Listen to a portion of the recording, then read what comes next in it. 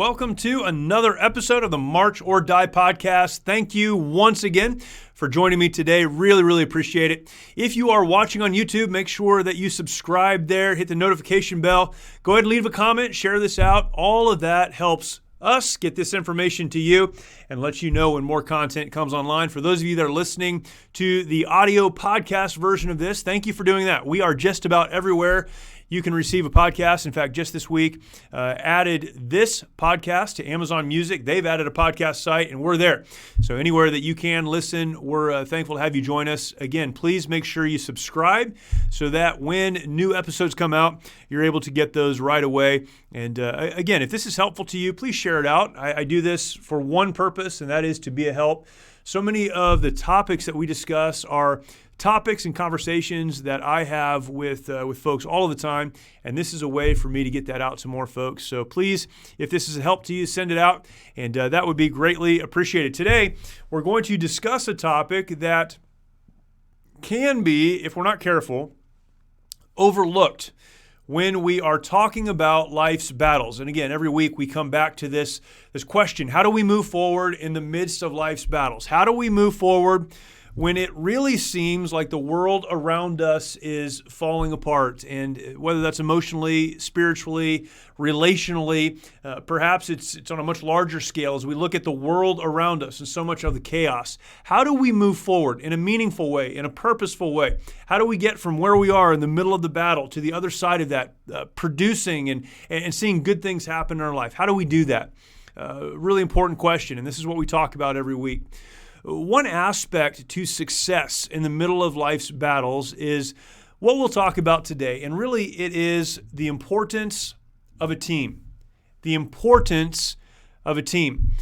So often, I think when we talk about overcoming in life's battles, we have this picture of us standing alone, fighting the foe, and doing our best to overcome. We're there alone, and we are making things happen and fighting and winning. We would acknowledge then that sometimes the reason the battles are so difficult is because when you stand alone, it's easy to get pushed back. But we continue to fight. I think that much of what is today leadership content, as people talk about leadership and engage with this idea of leadership and communicate to others what leadership really is, they give this idea of the Lone Ranger. It's you against the world, and you need to stand firm and make things happen by yourself. Often also in the motivational realm, in the world of motivational speak and motivational education, the motivational gurus give us this idea that we are valuable all alone, we can make things happen all alone, and we should be willing to move forward even when people around us are unwilling to go with us. While I acknowledge the importance of standing firm and standing solid, even if you have to do that alone. Last week I talked about character and how important that is. There are times perhaps in your life when you're going to have to stand firm and stand alone because no one will stand with you. I can acknowledge that and I understand that, and I would encourage you to do that if that's what's necessary. But I will say this.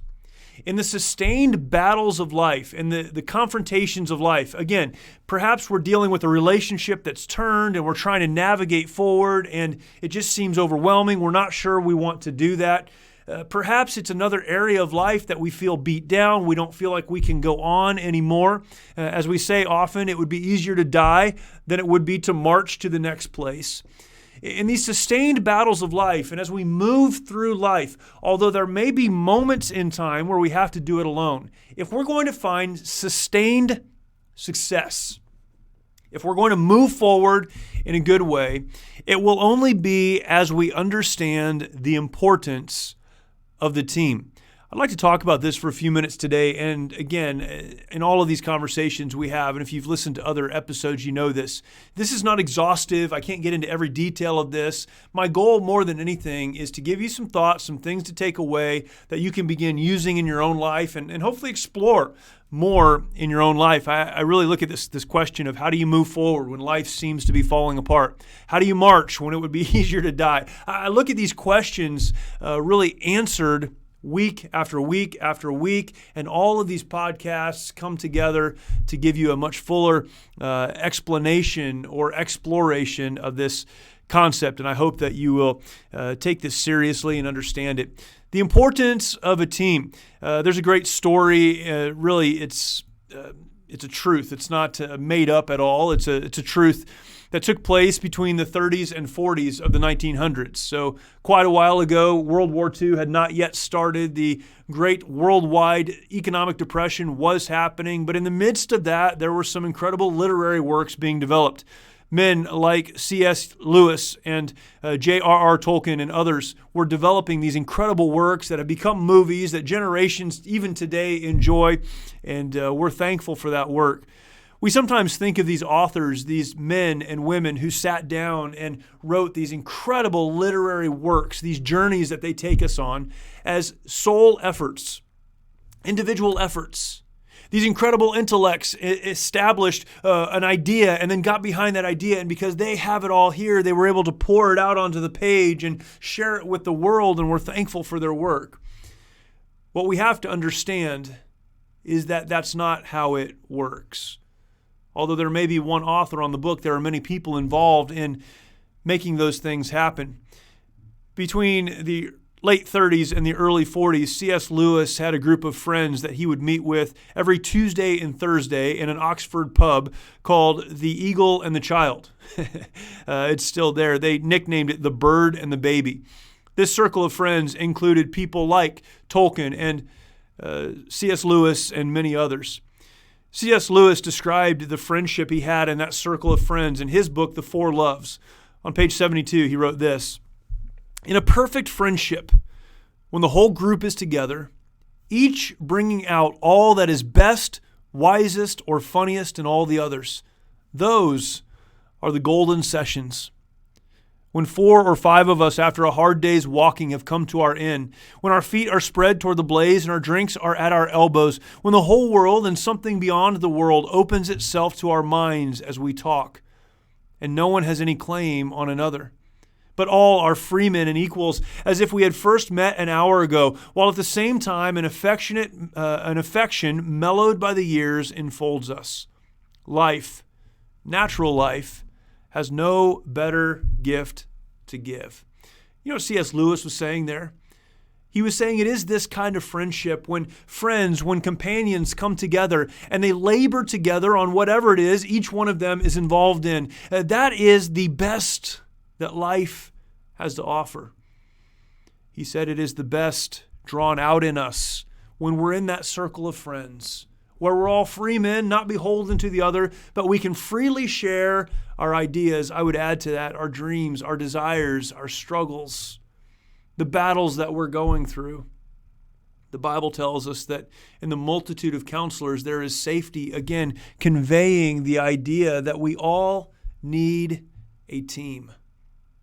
If men like C.S. Lewis and Tolkien and so many of these other literary giants and other examples we could go to throughout history could identify the importance of having others in our lives that can make us better, that can help us to become the best version of ourselves, if they would acknowledge that, who are we to think that we can live on our own?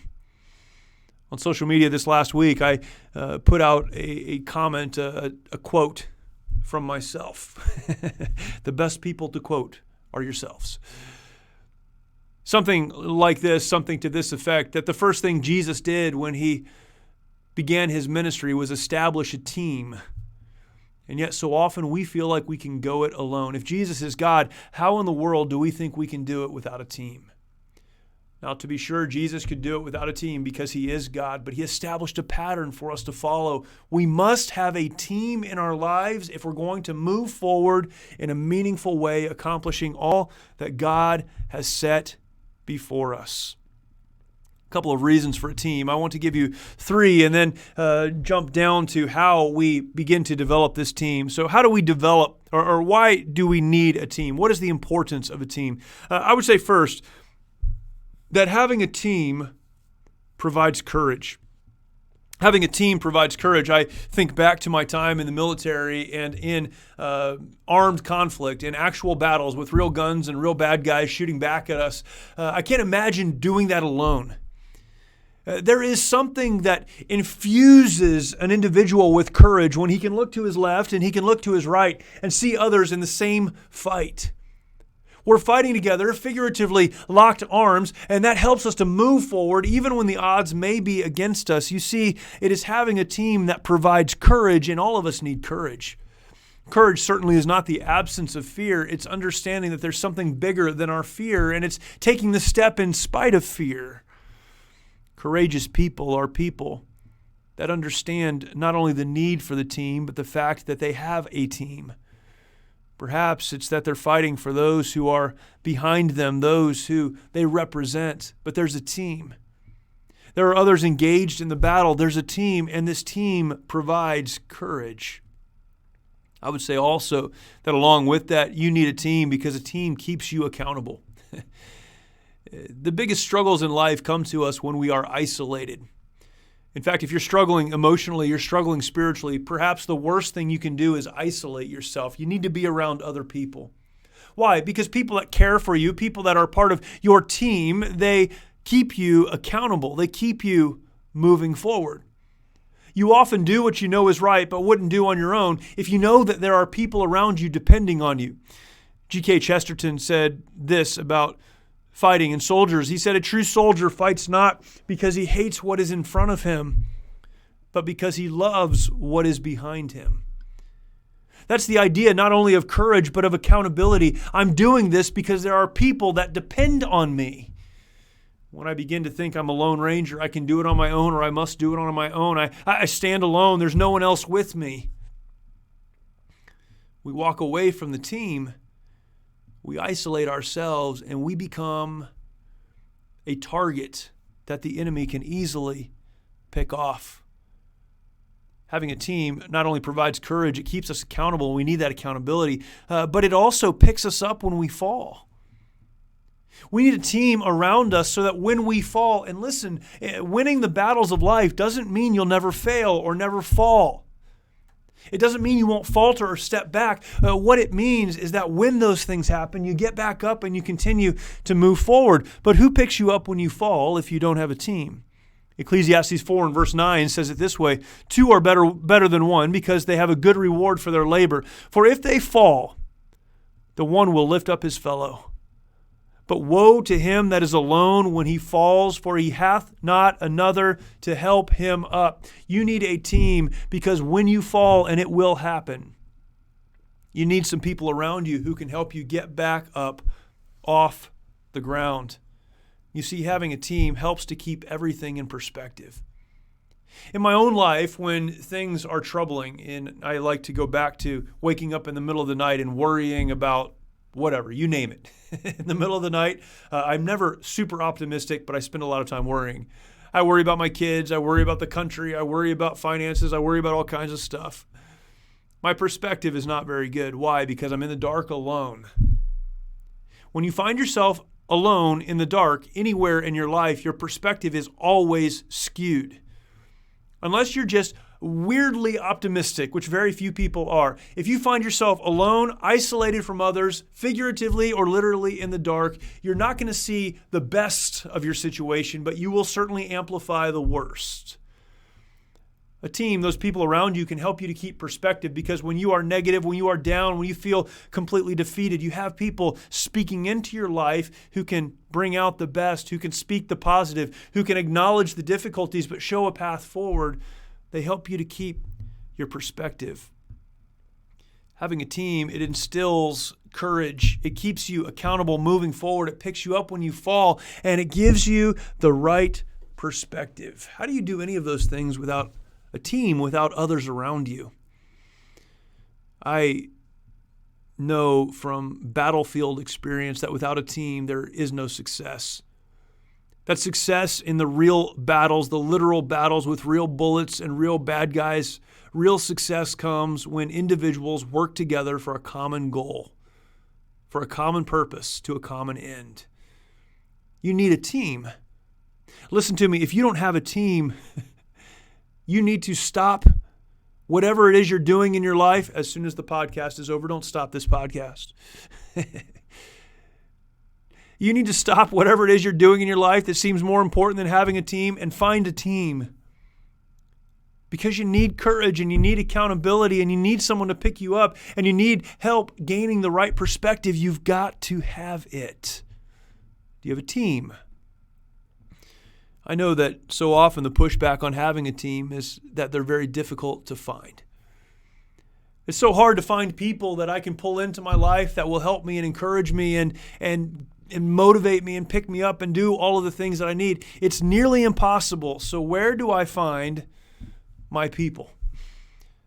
Team is a generic word that we use. I understand that. Your team can be people in your family. It can be friends in the various areas of your life. But how do you find these people? Because certainly there are a lot of people in each of our lives that would do their best to pull us down or push us away or encourage us to give up, to quit in the fight. How do we find our people? How do we find the right people? A couple of thoughts as you consider this. I would say, first of all, you need to spend time where the type of people you need in your life, spend time. Again, I could spend all day just talking about that point.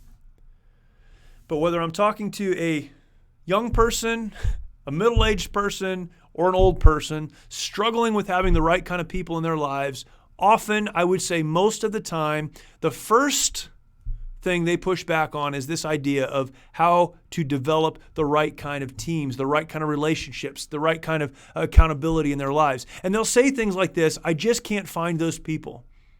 And I'll say, well, where are you looking for them? And they'll name places where they could never find the kind of people they really need in their lives. If you need a person of character and a person of integrity and someone who wants to see you have the right outcomes in your life, a person who is wise and has the right perspective, go to the places where those kind of people go. I'll tell you, if you're looking for these people in clubs or bars, or in other places where other depressed people hang out, you're going to be sad that you went there because you won't find them. Go to places like church, where people who are seeking the truth congregate. Go to places of education, places where people who seek to learn are investing time in their own lives. And there are so many organizations that would also speak to this. Go to where the kind of people that you need in your life, spend time. Spend time there as well. Be around the kind of people you need. Here's another one. Focus on being a friend, not having one. Again, this is the challenge. I so badly need a friend in my life that I look for someone that can be my friend, someone that can speak truth, someone that can provide accountability, someone that can help me with courage, someone that can pick me up when I fall down. That's what we need. But the way we get that is not by finding that. The way we get that is by being that for others. I'm not talking about needlessly manipulating people, being kind to them so they're kind to you. That is not what I'm talking about. What I'm talking about is putting yourself in the kind of place where the people that you need in your life spend time, and then finding those that need friends and being a friend to them. Because here's what happens. When you invest in others, there is a reciprocal relationship. The return comes back. I would also say that as you invest in others, your perspective begins to change, and their perspective begins to change, and relationships are developed. And people can move forward together. Focus on being a friend, not having one. Here's another aspect of this.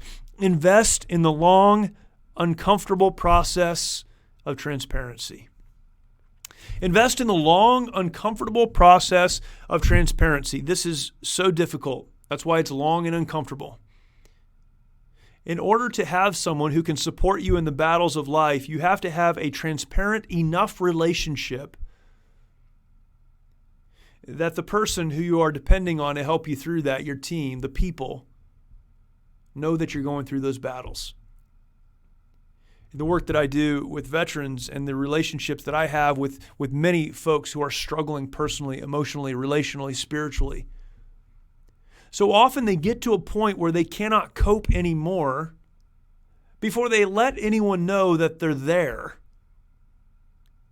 Before a person decides to take their life, there is a lot of steps. There are a lot of steps that have already taken place.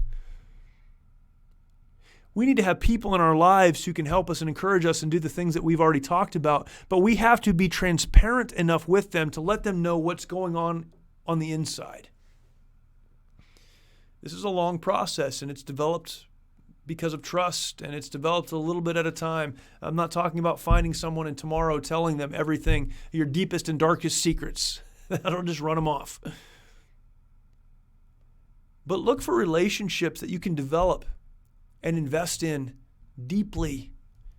Transparent relationships where you can share what's going on, your fears, your hopes, your dreams, the challenges that you're facing.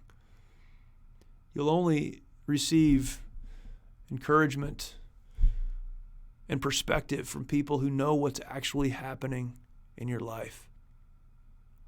I would say finally, resist the urge to go it alone. It's possible to say, well, I don't know where these people are. I could invest in places or organizations. I could spend time where they are, but that's just so hard. I don't know how to be a good friend. I struggle in that area. What I need desperately is someone to speak into my life. It's difficult to be transparent. I'm not sure I can do it. We have every reason not to do the things that we've already mentioned. Listen, resist the urge to go it alone. Go back to the first couple of points that we talked about. You have to have a team in your life if you're going to find real success. John 15, verse 13, Jesus said, "Greater love has no man than this, that a man lay down his life for his friends." I realize that having those kind of friends in your life are few and far between. They're precious relationships, but the relationships that we need. Invest in the right places to find the right people. Decide to be the right kind of friend, to do what you need to do, to be a blessing to others. Invest in the long, uncomfortable process of transparency, and then you will at least be on the road to developing a team. In actual combat, that is the physical kind, or the relational kind, or the spiritual or emotional kind, as we deal with the battles of life and as we struggle to fight these battles, there will be every reason to walk away. Maybe we do our best to fight and we get knocked down. If there's no one to pick us up, we have nowhere else to go. You must have a team. If you do value that team, invest in that team. If you don't, stop what you're doing, clear off your calendar, and begin to develop a strategy for putting the right kind of people in your life. Life is challenging, but there are great victories to be had by the person who's willing to press forward when it would be easier to simply quit. The value, the importance of a team. I hope that's a help to you. Certainly it's just a starting point. But find those people, bring them into your lives, invest in them, and you will be so thankful that you did. Remember, as we end every week, when the battles of life are raging, when the bullets are flying, when things become difficult, you only have two choices. You can march forward, moving to that next place to accomplish that next mission, or you can die. Give up. Stay where you are and decide that enough is enough. But thankfully, as I remind you every single week, you have the power to decide which one it's going to be. Will you march or will you die? Thank you for listening. We will talk to you next week.